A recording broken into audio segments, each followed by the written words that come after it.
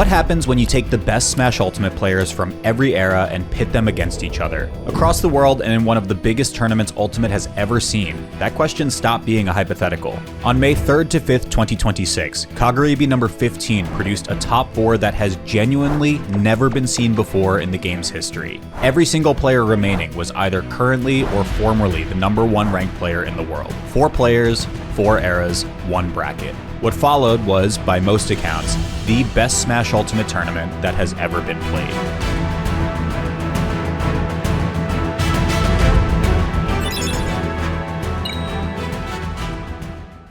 Thank you to Whatnot, who is paid to be mentioned in today's video. So if you've been watching this channel for any amount of time, you probably know I get a lot of random gaming stuff, whether it's from product sends from sponsorships like these, or just like me being a huge nerd. Things like posters, peripherals, the occasional impulse buy I definitely didn't need, you probably get it. And I recently found a place where that impulse buying problem may probably get worse, which is Whatnot. Whatnot is the #1 live stream shopping app. Think live auctions and flash sales with a social media twist. You hop into a stream, see something you want, and you're in. It honestly looks like a pretty fun way to participate in what's essentially an auction, but with live interaction from the seller and reactions and energy from the people either in the bid or watching along for the ride. They have over 100 categories, trading cards, which is what I'm looking out for most as a Magic the Gathering player, even gaming collectibles, vintage stuff, sneakers, anime merch, there's just a lot on here. So if you're interested and want to check it out for yourself, you can use my link in the description or scan the QR code on screen right now to get $15 off your first purchase anywhere on the app. Thanks again to Whatnot for supporting the channel, and I hope you enjoyed today's video. Okay, so with a whopping 2,814 entrants, the battle to make top 8 at a Kagaribi will always be cutthroat. Dormigi, the previous Kagaribi champion and the youngest player to ever hit rank 1, had a roller coaster of back-to-back Game 5 sets. He'd swap 2 stocks back and forth against the former #1 in Japan, Zachary, either dominate or just barely lose against Yaura, and face off against Shuton for top 8 and winner's side. While all of these went to Game 5, whether due to the volatility of Min Min as a character or perhaps a restrictive trade-off for how aggressive Dormigi plays, he'd always find a way to turn on the Jets in Game 5. Even going the distance against one of the game's youngest greats, opponents would find themselves overwhelmed by a speedy advantage state, using that momentum to roll over them after the exhaustion of a full-length set. Then we have Spargo, a player who has perhaps struggled to find his footing in 2026, finding himself upset by one-off players maybe one too many times this season. But as history dictates, when Spargo's abilities are doubted, his inevitable strike back to the top is imminent. His path to top 8 was far less stressful than Dormigi's, breezing his way through pools and not dropping a game all the way to top 24. He even struck down a player in the running for the global rank 1 spot this season, Carmelo. It unfortunately wasn't all sunshine and rainbows for Spargo in this bracket though, as on the opposite side of the bracket stood one of his lifelong rivals, the King of Ultimate himself, as well as one of the biggest thorns in Spargo's career, MK Leo. Whether it was back in 2021 where Leo denied Spargo numerous major wins, or in modern times where he'd randomly sneak up on the loser side of majors and end his runs, Spargo has always seemed to struggle against his elder. Leo himself had been on a strong run, overcoming demon matchups like Saido's Mario, 3-0ing the best Robin player in the world named Leaf, and finally having a real bracket match against Mia, claiming a very swingy Game 5 set. But as I said, the Spargo getback is inevitable, and today happened to be his day as Spargo claimed his winner spot over Leo in a 3-1 victory.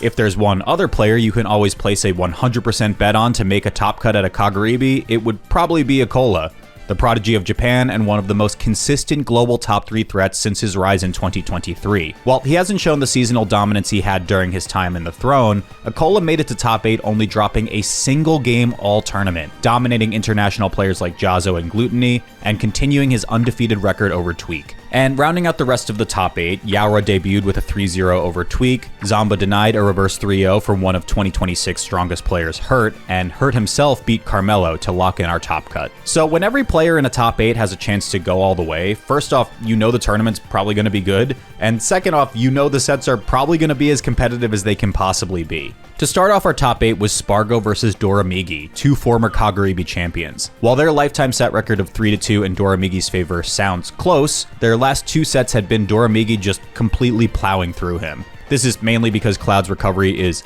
really bad against Ram, but add on Spargo's recent doomerism about his character, and the question was, what was his answer?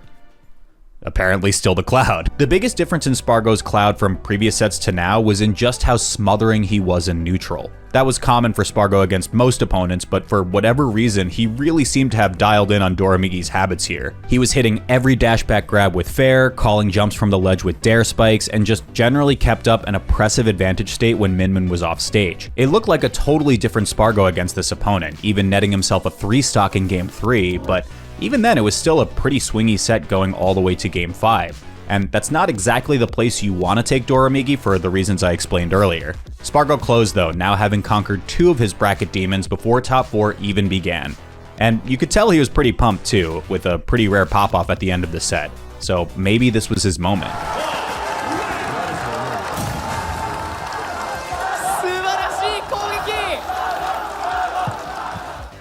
On the other side of winners was Akola versus Zamba. The 2 young upstarts from their respective countries had actually faced off numerous times with a tied 3-3 lifetime record. There are a few players in the world that can hold the moniker of Steve Slayers. Spargo and Mutace are a couple that come to mind, but Zamba was molded in the trenches of fighting Syrup almost every week back in Tri-State. That said, there is a difference between fighting a top Steve and fighting the best Steve. Akola set the tone early with a dominant 2-stock, but Zamba slowed down the pace and eked out a Game 2 win with 30 seconds left on the clock. In Game 3, Akola chose Smashville to make the fight pick up the pace, but got betrayed by his own crafting table, allowing Zamba to extend the hitbox of his back air and land El Diablo. Zamba showcased some masterful item play in Game 4, but neither of them really found a true lead, going down to an intense scramble in last stock. It was almost like Akola channeled his Steve ancestors, throwing out F-smash after F-smash a ton in the scramble, and finally landing one to claim the game. By the end of Game 5 though, the download was complete.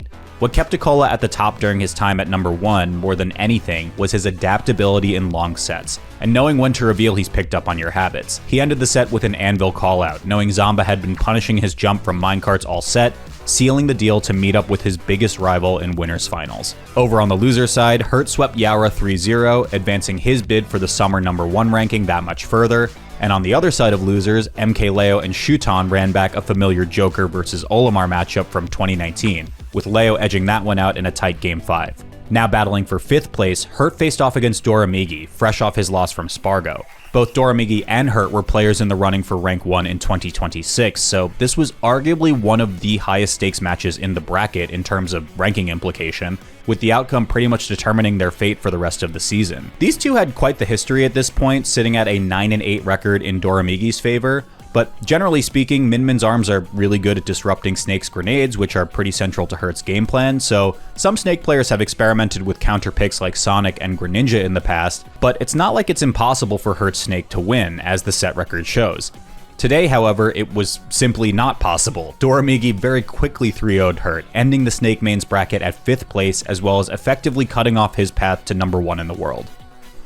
The last match for 5th place was the surging MKLeo up against a Zamba who was narrowly edged out by Akola. And while the book may say Leo is one of the best players in the world against Rob, Zamba is a completely different beast. They sat at a close 7-5 lifetime set count in Leo's favor, with Zamba most infamously beating Leo while wearing the tag Mickey Leo starting off their beef. Proving this was nothing but playtime, Zamba 3-stocked Leo Game 1, then won a much closer Game 2 with a nasty setup with Gyro. Leo clapped back in Game 3 with a strong 2-stock of his own, and the crowd began to come alive because they probably knew what was coming up next. One of the most notorious player moments in Ultimate history, the legend of Game 4 Leo. While we were well beyond the days of MKLeo's dominance, the infamous stigma of bringing him to Game 4, where you are all but guaranteed to lose, still stuck around for years to come. And almost as if it was Leo's divine right, this happened.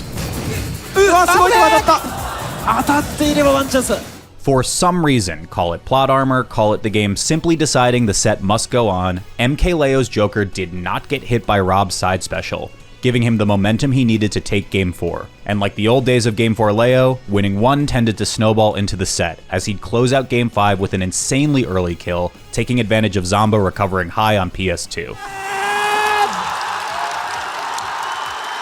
まあその位置で当たったらさすがのロボットでも撃墜しますよと。 So with that, our top 4 was locked in, and what resulted, for the first time in Smash Ultimate, was one of the most historic brackets any Smash title has ever seen. This is Doramigi. He's the best player in the world right now. This is Spargo. He was the best player in the world before Doramigi. This is Akola. He was the best player in the world before Spargo. And this is MKLeo. He was the best player in the world before Akola. Within this top 4, for the first time ever, was nearly a decade of Smash Ultimate bottled up into one generational tournament. 4 players who, at one point or another, have been the answer to the same question. And now, for the first time in the game's history, they were all in the same top 4 contention at the same tournament. I kinda think these 4 players also represented 4 different ways to be the best. Doramigi, Ultimate's current number 1, was the youngest player to ever win a major tournament, who sometimes feels like he goes to Game 5 just to test his own limits. Spargo, the unstoppable force, whose rise to number 1 has felt inevitable since 2021, with the ability to smother any opponent with unrelenting offense. Akola, the consistency demon, capable of adapting to any opponent and always saving some tactic up his sleeve to call out opponents' habits at the right moment. And MKLeo, the Elder King of Smash Ultimate, who can ride momentum unlike anything the game has ever seen and show the youth that an old dog can learn new tricks. All of these players have been at the pinnacle of Ultimate at some point in their career, and now they must prove how their own personal playstyles and game philosophies, how their unique principles that made them the best in their own respective eras, stand against one another at the largest tournament in modern-day Smash. 4 eras, 4 philosophies, 1 bracket, and pure cinema. You just don't get a tournament like this twice, and as Ultimate continues to age and rumors of the next game trickle in, this might be the closest anyone ever gets to an answer for not who the best Smash Ultimate player of the moment is, but who the greatest Smash Ultimate player of all time actually is. Winners Finals was a rivalry that defined Smash Ultimate post-pandemic. 2 sides of the same coin. If Akola was the consistency demon, Spargo was the demon to his consistency. He was truly one of the only players who could make Akola in his prime doubt his status as number 1. But by proxy, Akola was a thief to Spargo, a player who took what should have been his long before he finally attained it, despite their head-to-head records. When you face your hardest opponent, there's a sense of nerves that can overwhelm you. Sure, Akola eventually found an answer against Spargo's Cloud with Aegis, but the next time they had faced off, it was clear that Akola was still shaken, taking too long to build confidence in his play and losing the set. So would Akola continue with Aegis and use what had already worked? Wait, what? He went Steve? Why? What? Spargo has only lost to Steve twice in his entire career. Once to Akola at the very first time they faced off in 2022, and a second time to Syrup just last year, who proceeded to get mollywopped in Grand Finals anyway. So why? What could possibly be different this time? Well, color me surprised when Akola 2-stock Spargo Game 1, eked out a Game 2 win, and then 2-stock Spargo again in a completely upside-down 3-0 shutout. What the hell just happened? I think it's kind of important to dive deeper into this set for a moment, simply because this is such an unprecedented turn of events. The first thing we can spot is that Akola was still utilizing some counterplay he was doing with Aegis, like calling out anytime Spargo would try to climb above the ledge, usually leading to a stock being taken. Second, and maybe one of the biggest new things we've seen from Akola, was that he was going for gold tools instead of diamond. Gold tools are pretty interesting because you're trading away the power you get from diamond for speed, making your moves noticeably faster. They're still quite powerful, don't get me wrong, but just like Minecraft rules, gold tools do not last for nearly as long. With a perhaps newfound frame advantage on attacks, Akola was able to act out of shield a bit more quickly, nullifying Spargo's common smothering shield pressure and even disrupting moves like cross slash if the Cloud player attempted to mix up his timing. And lastly, the parries. Holy shit, the parries. It really felt like Spargo's aerial timings were just not able to mix up Akola at all, once again giving Akola time to reversal, made especially so with those faster gold tools. Anyway, taking down the biggest bracket demon of his career, Akola moved on to the winner's side of Grand Finals, looking to claim his biggest tournament victory to date.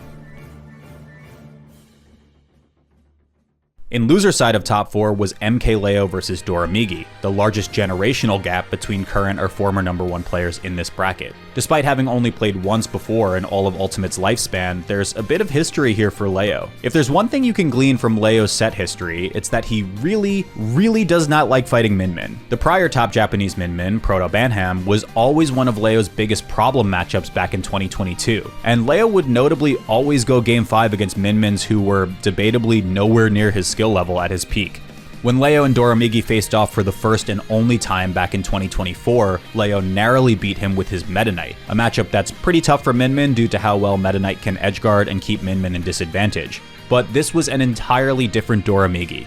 This was the current number 1 player in the world Doramigi, and he was prepared. Game 1, he JV2'd the Meta Knight, making Leo immediately second guess himself and swap to Joker.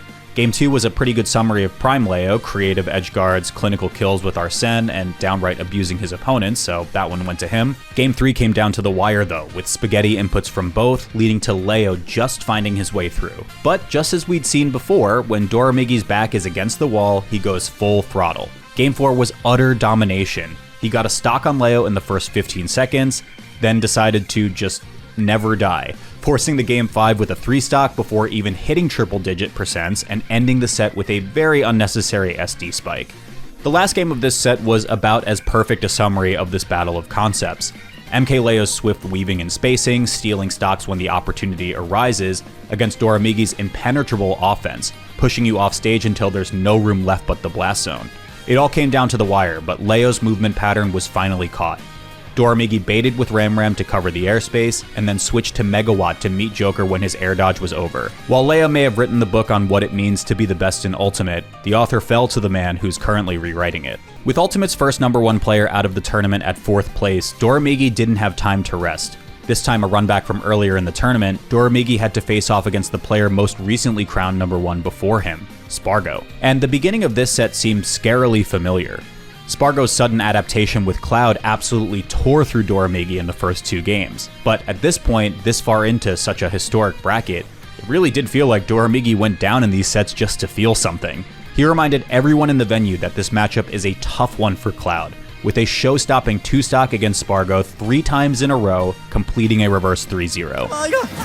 復帰は通ったが絶望のライン回復どう通すユニコールが上スマッシュ完璧なタイクまさかのリバース 3-0 Doramigi had now defeated another #1 player from the past, with his eyes set on the one player standing in the way of defending his title. This Grand Finals was somewhat special for another reason I didn't mention earlier. Yes, all of these players were #1 in the world at one point in time, which is insane, and yes, this was about as clean of an era split as a fan of competitive Smash could ask for, but there was also a worldwide rivalry rearing its head. MK Leo and Spargo were both players from Mexico, while Doramigi and Akola represented Japan. Over the past 8 years, these two countries have remained in a power struggle for the crown of Smash Ultimate, trading the #1 spot back and forth over the years, and the last player standing in Kagaribi's Grand Finals all but confirmed who deserved the throne. On winner's side of Grand Finals was Akola, fighting to reclaim his title of #1 in the world, and potentially even enter the conversation for greatest Smash Ultimate player of all time. On the other side, Doramigi, defending his throne from those who walked the path of greatness before him, with only one target left to break. And aside from both of these players being Japanese, these two have some interesting history against each other too. First off, the characters. Steve has arguably 0 losing matchups, but if there's any character on the roster that can give him a challenge, it's probably Min Min. Her ability to safely pressure Steve from a distance interrupts mining, and she has a very potent edge guard due to Steve's sometimes linear recovery options like minecart. Add in Steve's relatively poor base mobility, and you have the bones to counter Steve's game plan. Force him to approach and close the gap against a character who dominates him in the mid-range, but can easily fold in close quarters. That said, Akola does hold the advantage in the head-to-head with a 13-8 lifetime set record against the young Min Min. However, there are quite a few matches where Akola has been forced to counterpick. He used to play Aegis into this matchup, but recently utilized arguably one of Min Min's hardest counters, Mr. Game & Watch, to win Meisuma top #2 this past year. Most recently at Level Up Expo, the Game & Watch lost in a Game 5 set against Doramigi, who proceeded to win the whole tournament. But as the general theme across this top 8 has seemed to be, sticking to your truth and finding the answers with the character you play best with was what Akola wanted. So he locked in Steve for one final ride. The first game of Grand Finals set the tone for the set, scrappy. Neither player held down the other in disadvantage for long, finding themselves in close percentages and stock counts the entire time. The first game came down to Akola missing a tech against his own block on his last stock. Game 2, it looked like Akola was starting to take a lead, but Doramigi mounted a 2-stock comeback, already closing in on the reset. Akola took a few seconds to consult his coach, and yes, before you say anything, mid-set coaching is actually allowed here. Actually, you know what? By the way, if you don't know who that is, that's Maeda-kun, the main TO of the Kansai region, who was an enormous part of Akola's initial success. He was the man who introduced Akola to the competitive world after seeing his success on Smashmade, and he's chaperoned many of the younger Japanese talent overseas, which included Akola. Maeda-kun has almost single-handedly rebuilt this generation of West Japan's Smash scene, fostering talent like Akola, Mia, Raru, and even now Doramigi. and now he was following his star pupil to the top for one more tournament. So whatever he said to Akola obviously paid off, because Akola mounted a full stock comeback after losing his first, was able to cool down Doramigi's aggression, and ended Game 3 with a 2-stock in a wild scramble around his blocks. But whatever strategy was implemented in Game 3 didn't last for Game 4. Doramigi secured the first set, and the bracket was officially reset. Now, at this point, Doramigi had beaten every number 1 player Ultimate has ever had, proving that despite his season of perhaps being the least dominant of the 4, he is in contention for number 1 during the most competitive period of time in Ultimate. And unlike Leo, Akola, or Spargo, he had done it with only one character in his arsenal, overcoming uphill matchups like Game & Watch, Meta Knight, and many others while showcasing a complete mastery of Min Min's mechanics. As the second and final set of Kagaribi began, Doramigi immediately set the tone.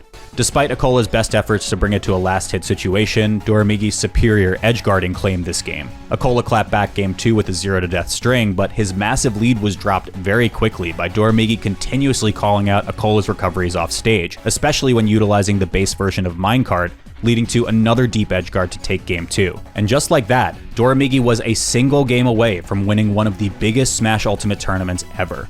Compared to any other player, Doramigi's X factor is top-notch. His ability to run over opponents and convert hits into superior positioning, combos, or even entire stocks is truly unparalleled at the top level. And now, Doramigi was just one game away from claiming it all. Back-to-back Kagaribi wins, overtaking all of the past number 1s of Ultimate, maintaining his number 1 title, and establishing his own era as best in the game. Game 3 went back to being a scramble of constant back and forths, taking turns on who was in advantage. On the last stock, Akola caught Doramigi getting stuck on his block wall, found him trying to fade back, and landed a back air, which caused Doramigi to die from holding out. As for Game 4, that was just all Akola. Between a shield break stock and holding on to his first until 195%, Akola was able to take advantage of Doramigi's eagerness to end things, leading to the last possible game of the tournament. And honestly, Game 5 was a scenario both players thrived in. The greatest Game 5 player of today versus the greatest Game 5 player in the history of Ultimate.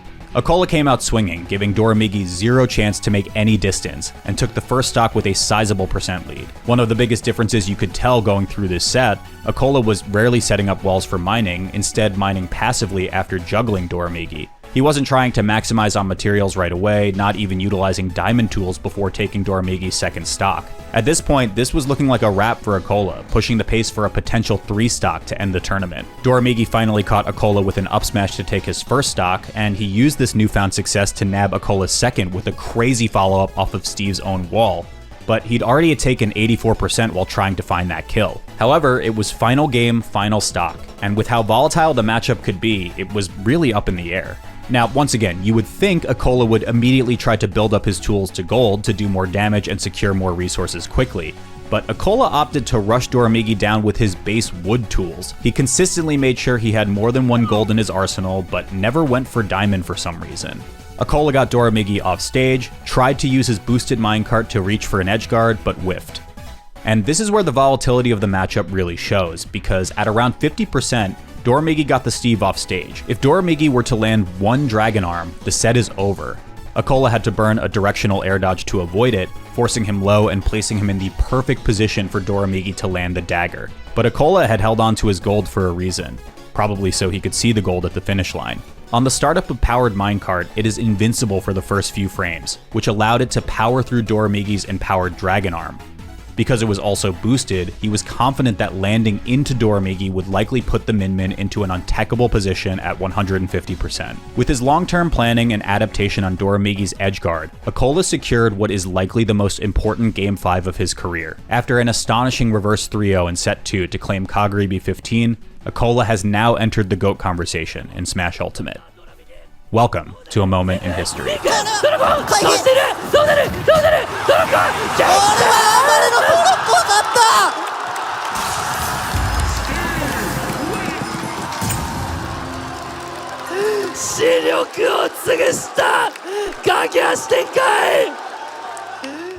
A tournament reaching this level of entrance and caliber might look impressive to the outside looking in, but the stories that were told at this event and the immaculate level of play to complement it really showcase Ultimate's longevity. With almost 8 years passing since release, Smash Ultimate still has an incredibly passionate and dedicated player base who champion this game, and even this far in, Kagaribi 15 proved it can create the greatest tournament.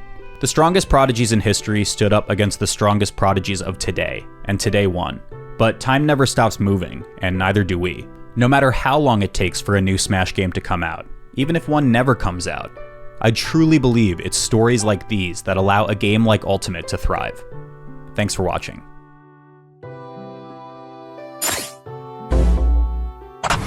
Big thanks to my top tier patrons and YouTube members. Check out those links if you feel like supporting the channel and more importantly have the disposable income to do so. Big thank you to Avishua Stein, Bobby Wasabi, Brent Mukai, Carter Roberts, Dark Genix, Eli, Eric is Cool, Gustavo Cantu Fernandez, James Fadman, Justin Duncan Mills, Kyle Carlin, Marshall Bradley, Rosewood, and Sam Wright.